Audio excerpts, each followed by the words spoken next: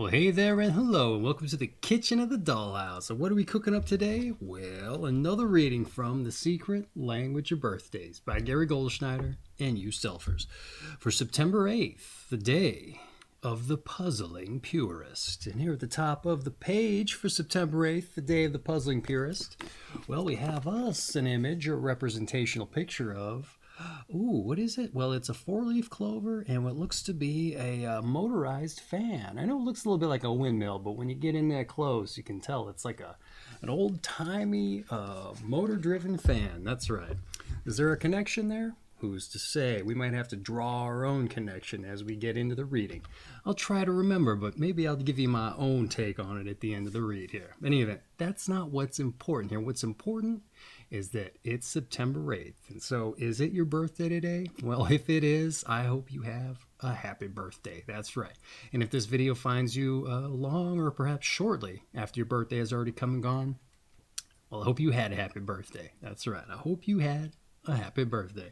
For everyone else who's just joining us randomly or perhaps and more ideally to celebrate the September 8th birthday, well, I want to say thank you for joining us and I hope you find this interesting. All right, hey, before we dive in proper with the birthday reading, let's roll some dice. That's right, it is the DykASSt birthday cast, so we need to live up to the namesake there, but more importantly, we do it for synchronicity's sake. And here we rolled us a 2 and a 6 for 8. That's right. Oh, how about that? A 2 and a 6 for 8. It's the same day as your birthday. Should be easy to remember.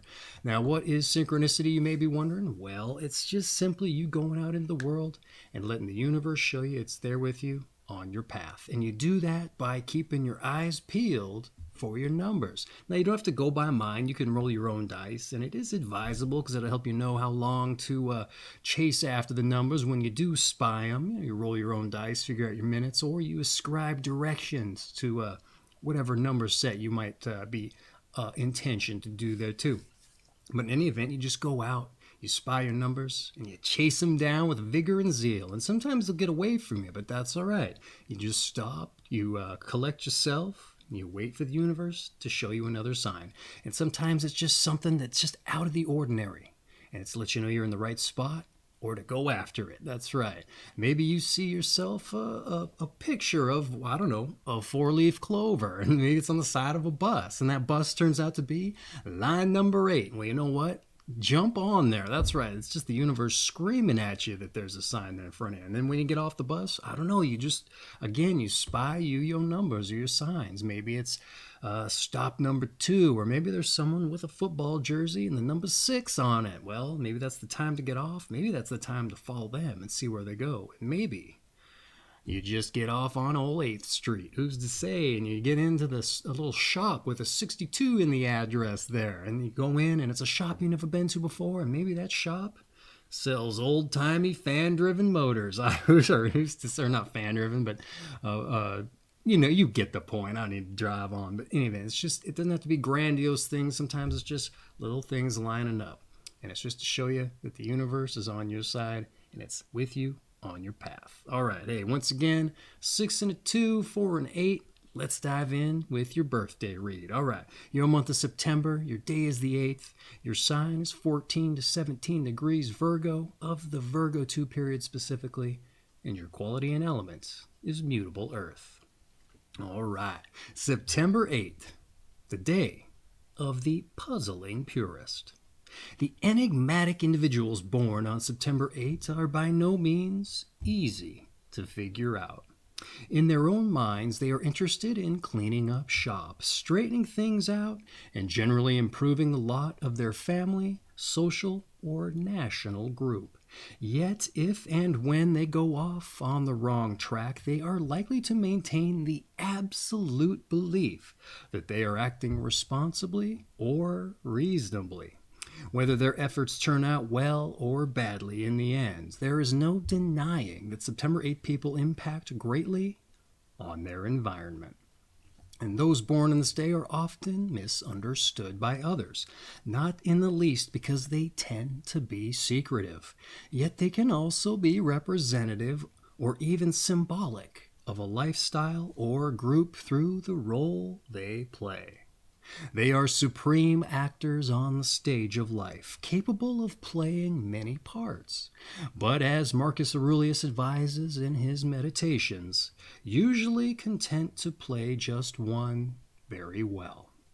Most September 8 people see the world in terms of black and white, and rather as such highly subject to the forces of good and evil. And their chosen role is often as protector of the faith against enemies of the family, state, party, or church. How ironic that they themselves can prove to be the principal enemy! Exclamation point. Therefore, it is extremely important that those born on this day spend time examining their values to see if they are as pure as they believe. Great responsibility devolves on them to know the root nature of their actions and to remain highly aware of the effects of their deeds. September 8 people are often able to control others through their masterful role-playing and sense of humor, but also through their weighty seriousness. Indeed, they are rarely taken lightly by anyone. And many born on this day earn great respect. A select few inspire worship, while others instill fear. Having them for a parent, mate, or lover may require a challenging proposition in itself. They can be incredibly demanding, inflexible, even tyrannical, but at the same time supportive and dependable. A mass of puzzling contradictions, September 8 people will at the very least be fascinating to those who are involved with them. And September 8 people generally like to be at the very head of their group, whether public or private. Politics in particular may hold an attraction for them, and even if they do not take an active leadership role socially, they usually have a marked interest in the crucial issues of their times. Their views on these subjects may not be particularly tolerant, and most often they are in favor of upholding the status quo and opposed to all ill-considered and undermining, as they see it, forms of change. And those born on this day are not easy people to get along with per se. They do not, however, depend on the opinions of others, but firmly hold their own course, knowing in their hearts that they do what is best for all. All right, how about that for a birthday breakdown? Ooh-wee. Puzzling purist for sure. All right, what I have to say about your birthday breakdown? I'd like to do some notes, provide a little bit of a commentary. Enigmatic and by no means easy to figure out individuals, the reading relates, all right? With an interest in putting their time into the betterment of their chosen group or community, and who continue with their actions even if they are to the detriment of as much, in turn causing notable effects with their actions. How about that? All right. I'd argue everyone has this capacity to some extent, but for you, they state it outright. Okay. So it must be of some considerable evident nature, even if you're secretive, right? Which takes the dynamic it makes this dynamic rather all the more interesting, especially if you take on a symbolic representation of your community or group. Enigmatic for sure, all right? And consider how hard all that must be to explain. So I would also argue it's imperative that you examine your values and actions if you have such an influence, all right? And if your actions can vacillate back and forth between what's good for the cause and what sets it back, you need to examine that stuff, all right? As it sounds like a fickle, tottering balance in your highly influential hands. However that works, who's to say? But it sounds as though you're a master at captivating your audience, all right? And influencing their perceptions, a power that provides great potential for abuse, all right? Or even absent accidents, if not aptly applied. But if you are, as the reading claims, more often in support of the status quo, it might make sense that you curry such favor with folks, even if on the back end you're progressively changing all that as you see fit, all right? Which I find Very interesting also. So it's puzzling. It's an enigma. You're back and forth. Yeah, you get it.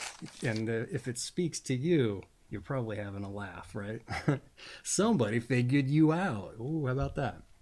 In any event, hey, let's shift gears and drill down on your numbers and your planets. All right. Those born on the 8th of the month are ruled by the number 8 and the planet Saturn. And since Saturn posits responsibility and a sense of limitation, caution, and fatalism, the conservative tendencies of September 8 people are emphasized. A Saturn-Mercury connection, as Virgo is ruled by Mercury, here grants serious power of speech and thought. And those ruled by the number 8 generally build their lives and careers slowly and carefully.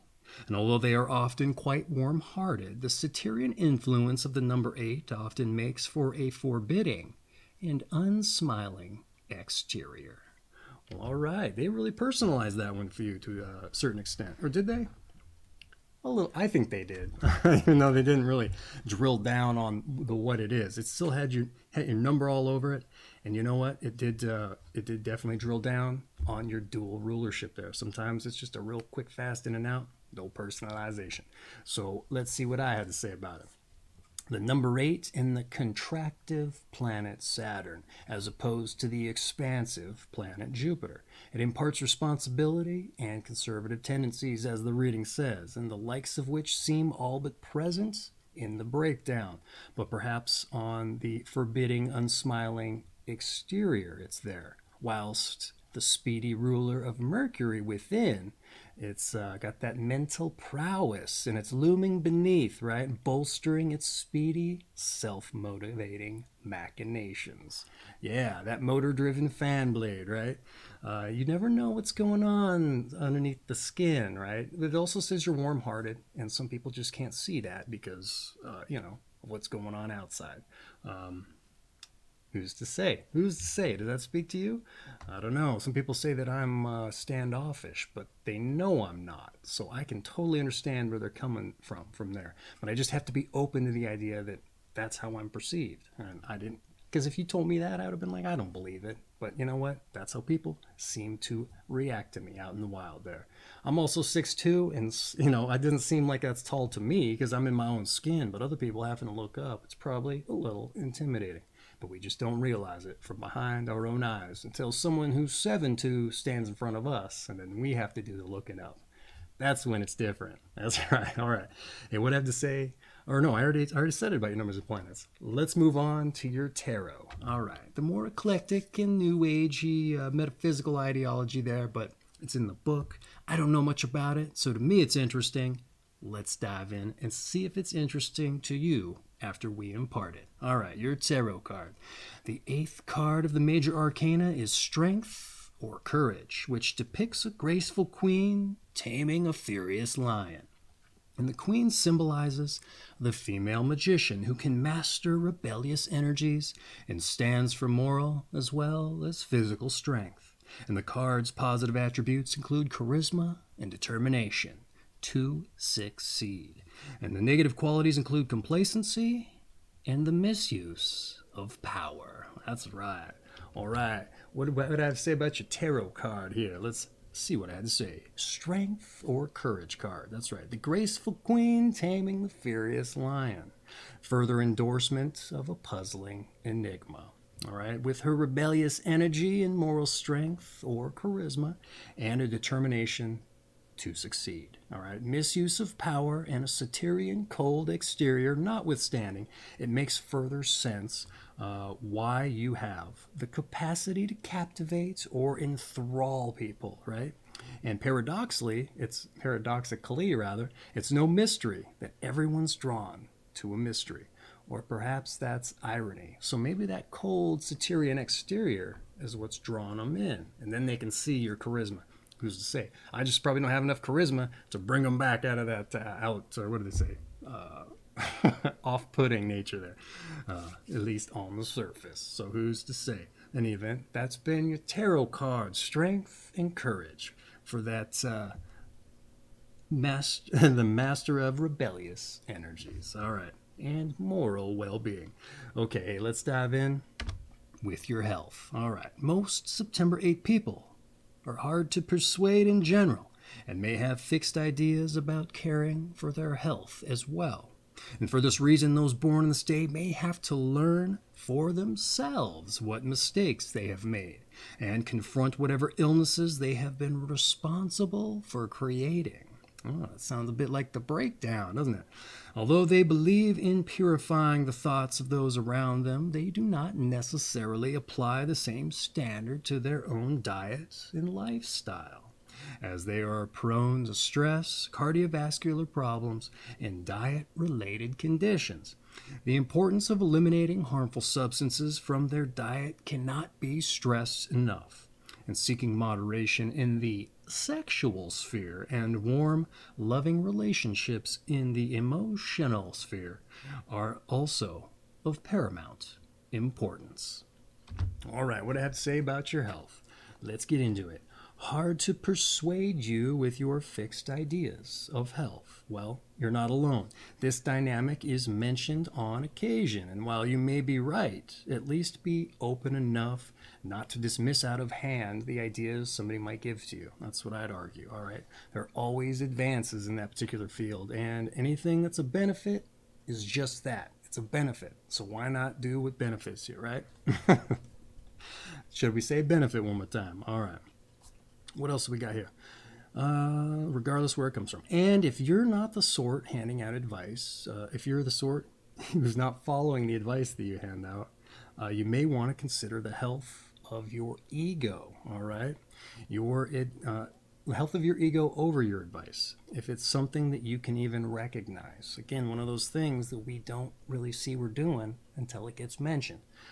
So we have to drill down on that ego. It sounds like you might have one if everybody's captivated by your influence. It's just building you up without you even recognizing. And as powerful as the ego is, it can cloud things, right? So perhaps take into consideration doing some mindfulness work, right? And it's not an easy practice by any means. It's hard, but it's humbling, all right? And I think for that reason, it's very important. Because if we're not humble, we're out there doing things we shouldn't be doing, right? Getting too big of a head. And that's one of them. All right. Hey, let's dive in with your advice. All right. Your ideas are not always easy for others to accept. Don't push them too hard and let others breathe a bit. And strive to be yourself. All right. And beware of a tendency to be bossy or insensitive. All right. Hey, 2 sentences right there. There was a semicolon, but it was 2 sentences. Maybe 3. It was real quick, fast, in and out. That's all I'm trying to say. And what did they impart? They talked more about some ego without saying the word specifically. At least that's what I picked up on. So, once again, moderation with the ego, I'd argue. But be yourself for sure. But not that public persona everyone gravitates to necessarily, if and you can help it. No, the one underneath, the one that's humble about things, if you can find him or her rather. So anyway, that's been your advice. Let's dive in and take the energy down just a little bit for your meditation. I heard someone say, most of life is a gray area. Once again, I heard someone say, most of life is a gray area. All right, hey, that's just for you. It's your birthday. It's your meditation. I don't need to break it down for you. I'd probably give you some take that wasn't helpful at all. So, in any event, that's right. I heard someone say most of life is a gray area. All right, let's dive in with your strengths and your weaknesses. Your strengths, you're serious, you're dynamic, and you're performative. Oh, performative. All right. I think it said that earlier. I don't think they mentioned it was a strength, but we could derive as much, right? And your weaknesses. All right, here we go. You ready? You're unyielding, authoritarian, and misdirected. Oh, misdirected. That's not a good one. You got to get on your path, right? Your daily numbers. I just got to drop that in there. Not necessarily. Don't necessarily have to do that, but just be mindful. That's right. Be mindful.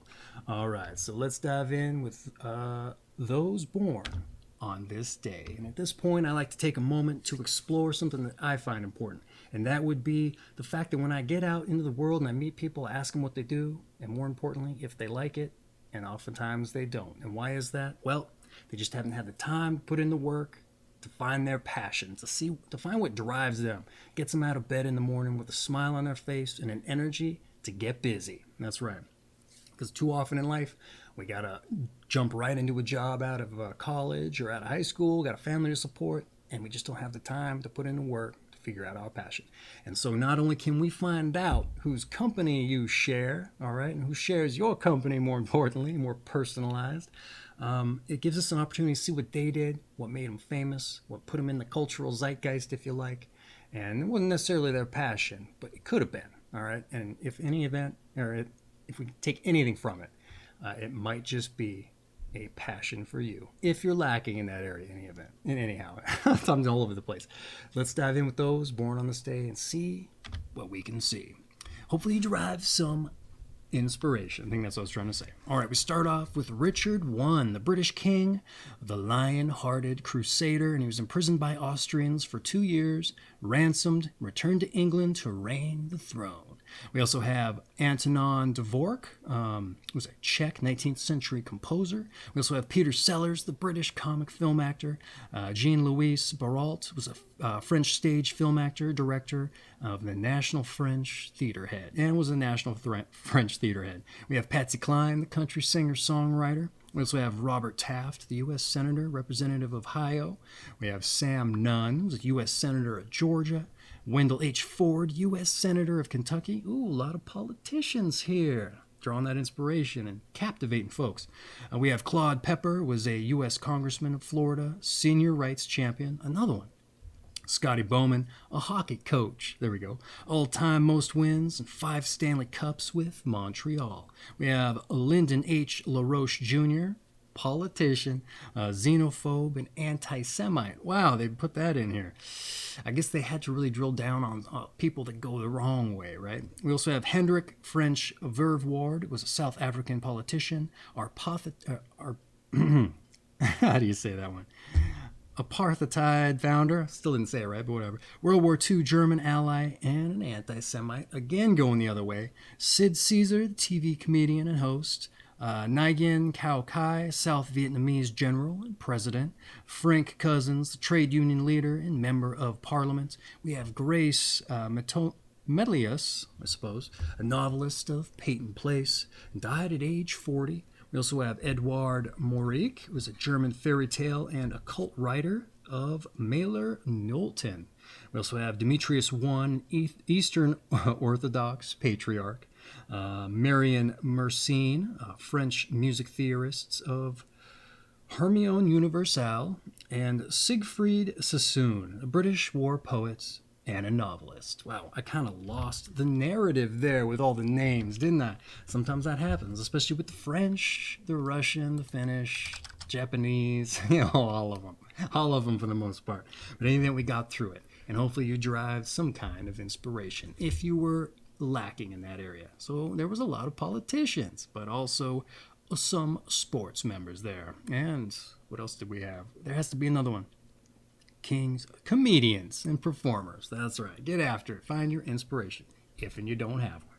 All right, and that, for the most part, takes us out with your birthday read, except to say, your season is summer, your sign, once again, is Virgo, of the Virgo II period specifically, and your quality and element is mutable earth. And this has been September 8th, the day of the puzzling purist, from The Secret Language of Birthdays by Gary Goldschneider and you Stelfers.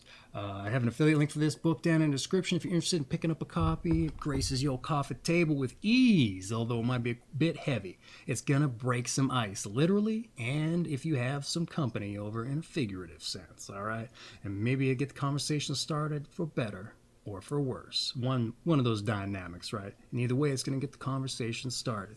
And what's been on my mind here for the past moment or two is the clover and the motor-driven fan here. And I'm trying to think of a correlation. And I think what it's just doing is the shape there. It's showing a juxtaposition of shape. Two similar shapes, two different functions. That's right. And I think it's showing that paradox there with that personality of yours. That's the line that I've been putting together in the event. Whether that's what it's meant for, who's to say? That's what I drew. In any event, hey, what's most important here is that we emphasize that you have a happy birthday. That's why you're here. That's why I'm here, to wish you a happy birthday. So I hope you have one.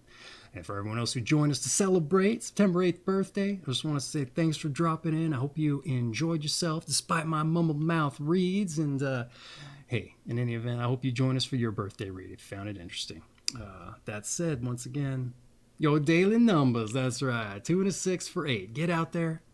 Let the universe show you it's with you on your path. All right, folks. Happy birthday, September 8ers. Take care of yourselves, all right?